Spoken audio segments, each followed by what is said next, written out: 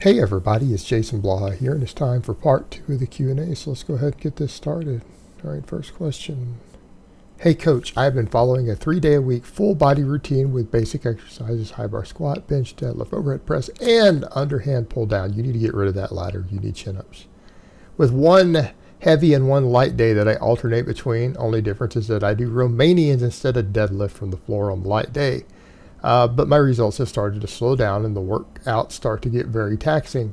I'm thinking of either 6-day-a-week full body, one set exercise, or a push-pull. Which one would you recommend, and how would you set up a push-pull program? Thanks. I'm not going to recommend either.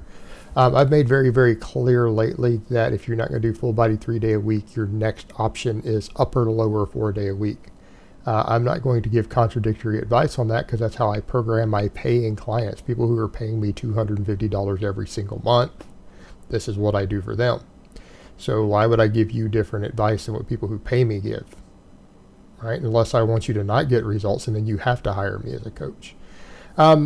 What we're running into here is the case of you're just having to do too much volume in one session on too many different exercises, and you're just not going to recover. Number two, those underhand pull downs need to come out. I don't care what any of these clowns tell you with, well, it's resistance is resistance. Okay, no. They cannot replace a chin-up. You need to be doing rows, or you need to be doing chin-ups or pull-ups. You get off the cable as a primary exercise. And if you're on a full body, you don't have enough accumulated fatigue on the other stuff to where you would even benefit from something like that. And I'm saying this as someone who, if you just watch, I do over 500 chin-ups every week. All right, I don't want to hear that it's just too much volume to recover from. It's not. You need to build your work capacity. That would help you a lot too. But at this point, you're one of these people that it might be, if you're slowing and you can't get enough work in with these exercises, no, you need to go to an upper lower so that you can get enough total training volume twice a week. Right? So you can get enough total training volume twice a week. And look, I know that there's data out there. I know I've even talked about data showing different approaches with ultra high frequency, right? I've discussed it. I've used it. You know what I'm finding? I'm finding when I look at my own training, right? And I've gotten a lot stronger in recomp this year. About to turn 43. That's what you're seeing. I find working with my clients, I find talking to the best coaches in the world, that is the best approach. And if you need additional work, this is where your Metcon comes in. This is where daily stuff comes in. If you feel that you're not getting enough frequency, there's where your metabolic conditioning comes in. Okay? It will re-spark muscle protein synthesis. Start doing chins every day. Do some step-ups every day. That will keep everything going. But this is a point where you're at. You're going in the wrong direction. And there's no way I'm going to recommend 6 days a week of actual lifting to someone who's stalled off of a basic program. Absolutely ludicrous. You need to get on a properly structured program. That's what you need at this point. And so you probably at this point need to run some sort of upper lower 4-day-a-week concurrent periodization program. That's the direction it sounds like you need to go. That's what I would recommend to you.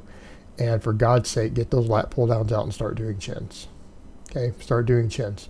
And if you're like, well, I can barely do any of them, well, you need to get a chin up bar and do them every day at home until you can do more of them. You need to build your work capacity on them. That alone will probably get you growing again if you made no other change. But it's just simply the issue of you're probably getting strong enough that you can't do that many exercises for an effective volume in one day. Okay, just the reality of it. All right, next question.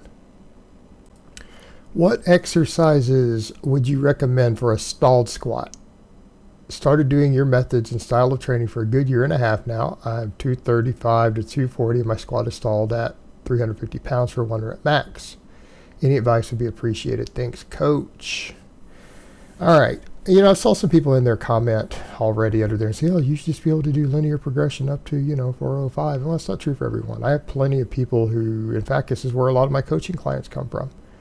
All of my non-intermediate or advanced coaching clients are people who have run basic linear programming and stalled before they reached my numbers, right? They stalled before a 300 squat, before a 400 deadlift. And I have to adjust their programming, and I get all of them back past those points, and we get them back up moving again, right? That's what happens. there are going to be a certain percentage of the population who are simply not, because of predispositions in terms of their neuromuscular efficiency, everything else, are not going to be able to reach those numbers off of a lower volume linear progression program. Now, it could be that they just don't know how to train. They don't know how to lift. And I do mean that. That is literally part of it. They don't train hard enough. They think they're training hard, but they don't put any effort into their sets, right? And that matters. That does matter. And I have plenty of guys who thought they were training hard till I started coaching them. And I'm just like, well, maybe you should try pushing the bar. Like, get under the bar and actually push it hard instead of just taking a nice slow 3-second leisurely rep on the way up. Be surprised when you actually make them squeeze stuff and explode starting from the first rep instead of waiting till it gets heavy to put any effort into it. Be surprised what that does for people's gains. People have to pay me to tell them that, but once they get on board with it, they start making rapid gains again. So let's come over to your point, though. There is no specific exercise. You need to get your programming on point. You're going to have to find some programming that allows you to get the training volume that you need. If you're stalled at 350 pounds, but you weigh 235, it's not because you're not eating enough. So that's covered. So what's the only other scenario? You're not training enough. You do not have enough total training volume right now. Right? That's what's going on. Same thing with what exercises. Well, I don't know where your weak points are. I would say up front, you're probably not doing enough total training volume, though. Because you're probably exerting yourself reasonably well. You don't get to a 350 squat by not pushing hard, though, right? So you're not one of those people. But your training volume's probably too low because you're eating enough to gain weight. You're at a high body weight. So it's not food. Probably not exertion because, again, you've hit 350, right? And then stalled. You're not training enough. You don't have enough total volume. And as far as supplemental lifts go, supplemental lifts address your individual weak points. We don't know from a paragraph like that where your weak links are in your squat. We don't know. But we know you're not training enough. But if on top of it was a lagging muscle group, you're going to have to figure out what it is. If it's your hamstrings, you're going to have to do more hamstring work. If it's your quads, you're going to have to do more quad work. Could also be a matter of bad leverages. You might be, for your structure and what you're doing, trying to squat too narrow. That's where most people mess up. I know people who are phenomenal deadlifters whose coaches still have them squatting ultra narrow. I'm not going to name any names because I'm not trying to get between them and their coaches, who still can't squat. I'm talking people with great deadlifts in comp who squat pretty mediocre when they squat with really narrow stances. And they're oftentimes not short-femored people. And then their coach doesn't seem to grasp it. They're not using their leverages. And they're going to continue to have a terrible squat for the rest of their training career because of that. So the point is, maybe you're not using the best leverages on top of it. There's a lot of different things to look at. So until you assess it, you don't know. But what I can tell you, your training volume itself is too low. That I can almost guarantee you based on what you wrote. As far as everything else goes, we don't know from what you wrote what you need to fix, what else. But that's where I would start. All right, next question and last question of the week. Hey Jason, I recently switched over from your novice 5x5 version 1.0 to your off-season strength program, and I can't hit the reps on week 1 already. I usually manage to get to 10 reps. I'm supposed to on the first set, but less reps every set afterwards. The only exception is a squat that I consistently rep like I'm supposed to. The deadlift is especially hard as I only did 1 to 2 sets of 5 reps each week, and now I'm doing 30 reps per week.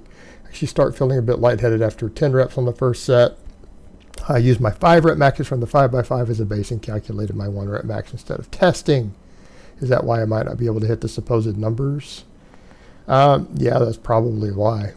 Now, as far as the deadlifts go, I think I've said in the past numerous times, guys, this was a template. This is not even my program. That I just wrote a basic off of the Big 5, a linear progression template as used by thousands of coaches around the world. Okay, it's not even really mine. It's just a basic template. I put it out for free many years ago. All right, it's not even my program, just so you guys understand. I dropped the deadlift to singles. What I would say was something like that. Look, if you look at those percentages and you look at the reps, instead of on the deadlift doing whatever sets of 10, whatever sets of 8, take that percentage and do singles of the same amount. If it calls for 10 rep sets, don't do multiple 10 rep sets, just do 10 singles. If it calls for 5 rep sets, take that percentage and just do 5 singles, right? So instead of 3 by 10, 4 by 10, 5 by 10, you just come in and do 10 singles. Done. That's the way I would do deadlifts. As far as the other stuff goes, yeah, because those aren't your real maxes. You calculated off of 5 rep sets and 5 by 5 and whatever, and I can tell you right now, I did a whole video coming up on this. It's done because one of my clients asked me. Rep max calculators are not intended to take your number of reps and determine your 1 rep max. That doesn't work. Those calculators were designed, and the reason they are accurate, they're perfectly accurate for the intended application. The intended application is to take your 1 rep max, which you have tested, because athletes test their 1 rep maxes, and 1 rep max testing is part of normal exercise science and approved by ethics review boards, right? It's considered perfectly safe. You take your 1 rep max and you do the reps the other direction. You don't take your 5 rep max and say, aha, this should be this percentage, so this should be mine, and so therefore, okay, no. You go test your 1 rep max, and you use that to determine your reps, okay? And failing that, you're not taking long enough breaks, or you don't have the work capacity, and that's fine. There's other programs. Look, that was a free, easy template. I could just as easily tell you guys go run a concurrent program. Because if you ask me right now, I think concurrent training is better for more people than linear training. That's my opinion. That's how I train. That's how I train all of my clients. I do not run a linear periodization program for a single one of my paying clients. So just put that in perspective. I don't sell linear periodization programs. I don't coach them. I think they can work, but they're not going to be great for everybody. Just my opinion. All right, guys, well, that's really all I have to say on that today. I hope it's been informative, and I will talk to you guys next time.